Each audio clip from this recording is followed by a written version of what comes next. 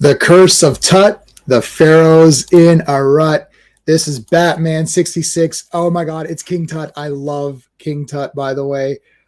He's just one of my favorites. It's so kooky. He's a professor at Yale University, and during a student riot, why is there a riot at Yale University?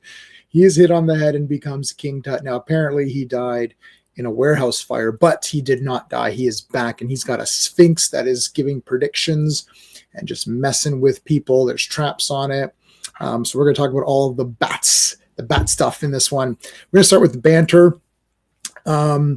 We've got the Aunt Harriet has a great line right in the beginning here where Bruce and Dick are supposed to be going to the museum for this Egyptian exhibit, but of course they're called to action by Commissioner Gordon. And she says, if only someone could harness that energy, because they're always running around. It's like they are harnessing their energy to fight crime. Holy Hurricane by Robin. So that's one of the holies that we got in this one. King Tut has so many. You could almost write all of King Tut's dialogue for this. I tried to pick a couple of good ones. His Nefertiti, who's the girl with them, she's kind of in love with Batman. She's like, "Oh, it's Batman. He's so handsome." And King Tut's like, "We can have you filleted for that." There's what I'm trying to say is I'll get to other King Tuts because I try to do these in order of the episode. The next thing that I wrote down that was funny was Robin. They were talking. Batman and him were talking, and then Batman knows how to tell time in like ancient Egypt or something. And Robin, it's so genuine because Robin's always like energetic, but this was a very genuine question. He's like, "Is there anything you don't know? Like really?" And then Batman says, "Oh, several things." But that was really fun. There's a part where Bruce Wayne is kidnapped, which we'll get to, but they kidnap him once he escapes, and they go to kidnap him again, and I'll talk about that in the scheming part of the show. But I wanted to mention something that Commissioner Gordon says, where Bruce Wayne decides to be a part of another kidnapping, and then the plan is to swap it out with Batman, so Bruce will appear to be kidnapped, but really they're kidnapping Batman. And Commissioner Gordon says, "Not all millionaires would be so self-sacrificing." Yeah, I don't think any millionaire or anybody, I don't think I would want to be kidnapped in hopes that Batman was going to save me. Now, he doesn't know that Batman is Bruce Wayne, so of course that's why that works. Batman does say that so there's a pebble torture that I'll talk about later. Batman survives the 1,000 pebble torture by reciting the multiplication tables backwards. So that was a funny line. All right, let's talk about some of the action. Got some good sword fights in this one. We got a nice good little sword fight in the park. Very quick one, but still pretty cool. I like that Tut's guys use swords. That's kind of neat and different. Bruce is taken and thrown into this ambulance, and we get a little bit. It's not a car chase or anything, but the ambulance is going, and Bruce breaks through and escapes, and then he's on the gurney and he's like going down like a hill on the road, and he's going to go off this cliff or whatever, and it's literally a cliffhanger this time. An actual cliff is going to be there.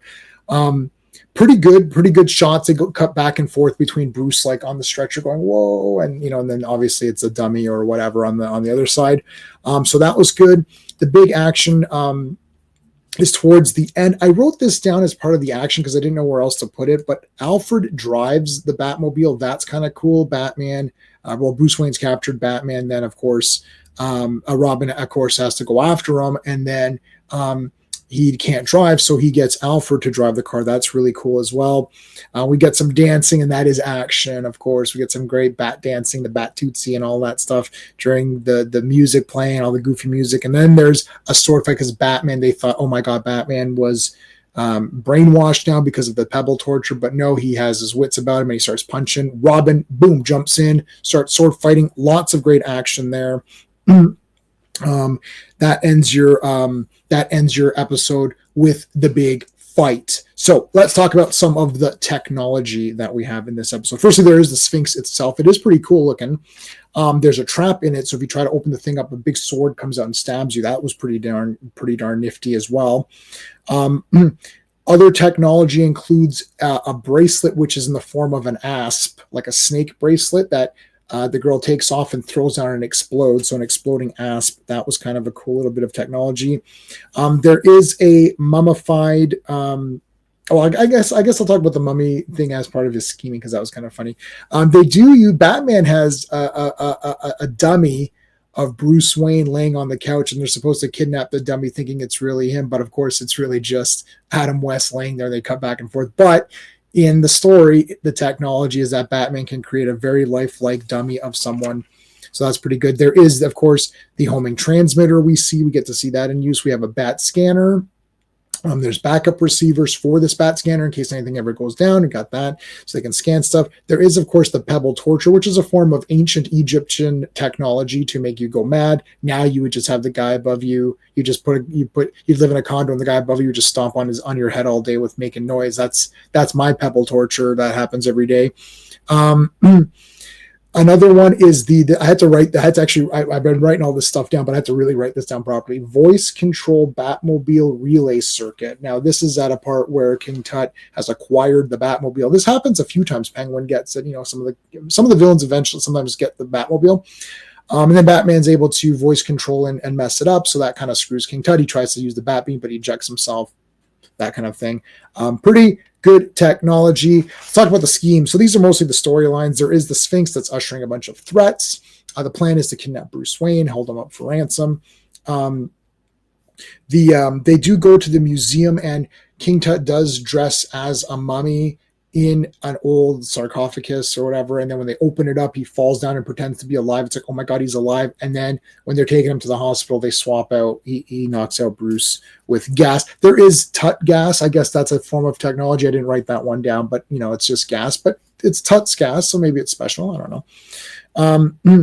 So that's sort of his plan there. Bruce does escape from the ambulance. So that's your cliffhanger for number 1. Coming back onto episode 2, it's more of the same kind of scheme again, trying to re-kidnap him again. There's like a fake police officer that shows up to pretend to who's there to guard Bruce, but really he's the kidnapper. So that was kind of an interesting part to it. Batman, trades spots with Bruce Wayne, and that's how he infiltrates Tut's lair. Except that the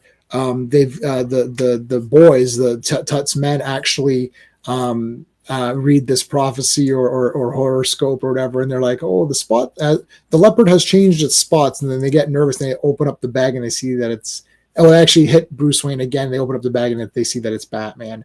So that's sort of the main parts of the scheming. I really enjoy King Tut episodes. I love all of this series. This is why I'm not doing a space review. They're all 10 out of 10 to me. King Tut is just an absolutely great villain, and he's spot on perfect. He might be one. He's definitely like top 5 for me. I absolutely love the character. So that is it for this episode of Going Bats for Batman 66. Please check out the Batman playlist. Plus check out my other playlists, and I got a lot of great Batman stuff on the channel. So thank you for watching. Make sure you like the video and subscribe to the channel. Until next time. Hey friends, you've just been listening to J-Man, and he is the smartest person who ever lived. So make sure you like and subscribe.